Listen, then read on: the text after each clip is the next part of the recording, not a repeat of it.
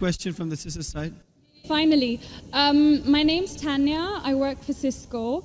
I'm not here to disagree with anything, but I've always had a lot of people, especially Muslims, well, not a lot of people, just Muslims, always telling me, because you're a Catholic, you're going to go to Jahannam, but we're Muslims, you need to convert and you will go to heaven.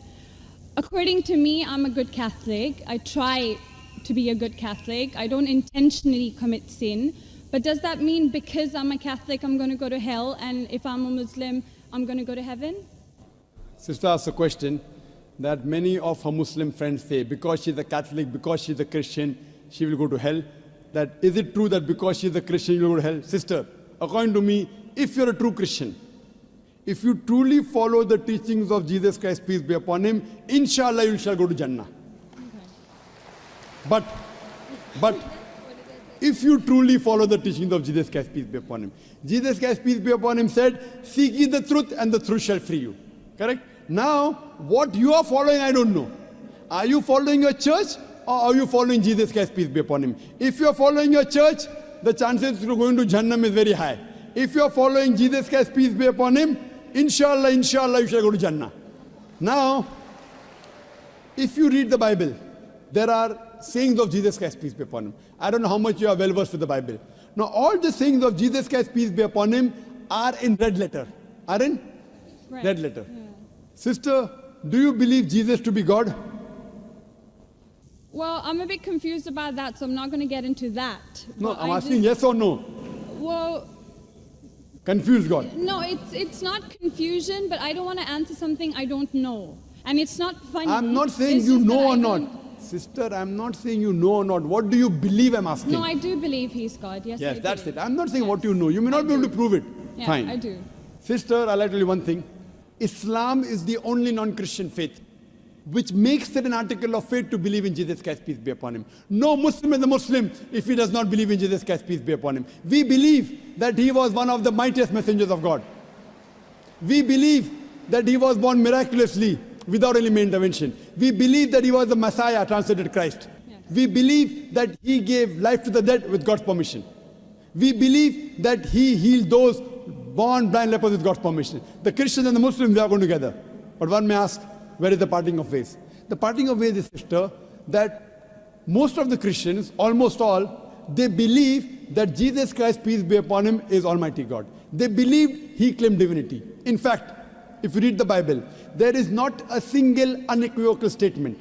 There is not a single unambiguous statement in the complete Bible where Jesus Christ, peace be upon him, himself says that I am God, or where he says worship me.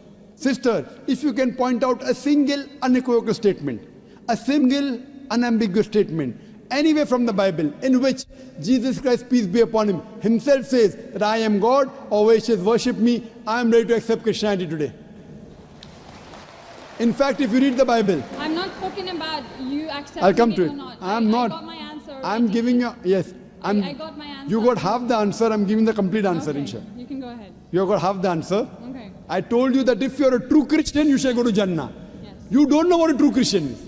I'm giving you information about true Christian is. Okay. If you read the Bible, Jesus Christ, peace be upon him, said in the Gospel of John, chapter number 14, verse number 28, my Father is greater than I. Gospel of John, chapter number 10, verse number 29, my Father is greater than all. Gospel of Matthew, chapter number 12, verse number 28, I cast out devils with the Spirit of God. Gospel of Luke, chapter number 11, verse number 20, I with the finger of God cast out devils. Gospel of John, chapter number 5, verse number 30, I can of my own self do nothing.